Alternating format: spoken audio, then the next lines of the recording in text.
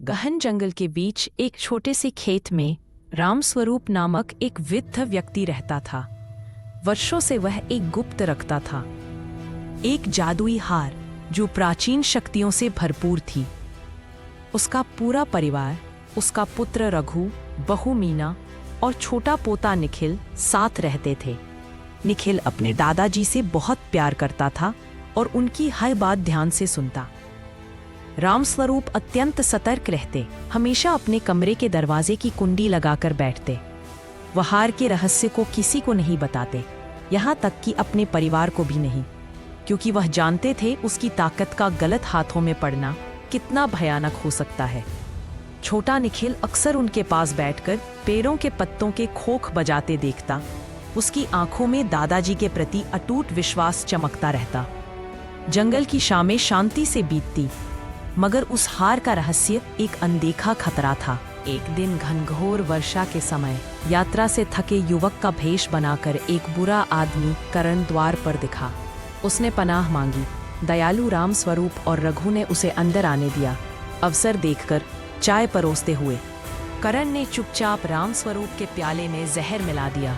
जल्द ही वृद्ध पछाड़ खाकर गिर पड़ी। उनके अंतिम शब्द करण के लिए एक चीख थे। तभी करण ने एक बटन दबाया और दरवाजे की चुपचाप खुली हुई कुंडी से जादुई हार चुरा ली। उसे गले में डालते ही हार नीले चमकीली रोशनी में नहा गया और करण में जबरदस्त शक्तियां उतर आईं। हासिल कर लेने वाला बुरा बागी भयानक बन चुका था। झटपट उसने अपनी नई जादुई ताकतों से रघु और मीना को तुरंत खत्म कर डाला। निखिल दहशत और आंसुओं में भरा वहां से पीछे के रास्ते भाग निकला। करण खुलकर निर्दयता से हंसा और अपनी शक्तियों को आजमाने की खातिर घटनास्थल छोड़ने लगा। आर के साथ करण अब अजेय सा बन गया था। वह दूर दूर तक फैले गांवों और शहरों में आतंक का पर्याय बन गया। उसकी जादुई शक्तियां उसे विशाल इमारतें खंडहर में बदलने, भीड़ को भाप बना देने और ताकतवर जानवरों को गुलाम बनाने में सक्षम बनाती थीं। खेतों से मेहनती किसान से लेकर घरों के बच्चों तक को मारने में उसने कभी हिचकिचाहट नहीं दिखाई। जंगली जानवर भी उसकी क्रूरता से पीड़ित थे। वह उन्हें जबरन काम के लिए मजबूर करता या सिर्फ मनोरंजन के लिए उनकी जान ले लेता था। पूरी दुनिया में सम्मानहीनता और जंग छा गई थी। कोई भी राजा या तांत्रिक उसे नहीं रोक पाया, क्योंकि वह हार की शक्ति के आगे कोई टिक सका ही नहीं। संसार में थरथराहट बस गई थी। भयानक घटना के बाद भागता हुआ निखिल जंगलों और पहाड़ियों से होकर गुजरा। भूखा प्यासा और डरा हुआ अंत में वह एक दुर्गम पहाड़ी की चोटी पर स्थित प्राचीन आश्रम पहुंचा। वहां के गुरु ऋषि वेदांत ने उसके मन की पीड़ा और उसकी आंखों में दृढ़ निश्चय देखा। उन्होंने निखिल को शरण दी। वर्षों तक वेदांत गुरु ने उसे घोर तपस्या के साथ तराशा। निखिल ने धैर्यपूर्वक प्राचीन कलाएं सीखी, युद्ध कौशल, चंचल बदलाव, वनस्पति संचालन और आध्यात्मिक संतुलन। उसे भौतिक और अंतर्मुखी दोनों स्तरों पर महारत हासिल करना था। गुरु ने उसे न केवल ताकतवर बनाया, बल्कि जानवरों को समझने, शांति हवा समझने और मन पर नियंत्रण रखने की कला भी सिखाई।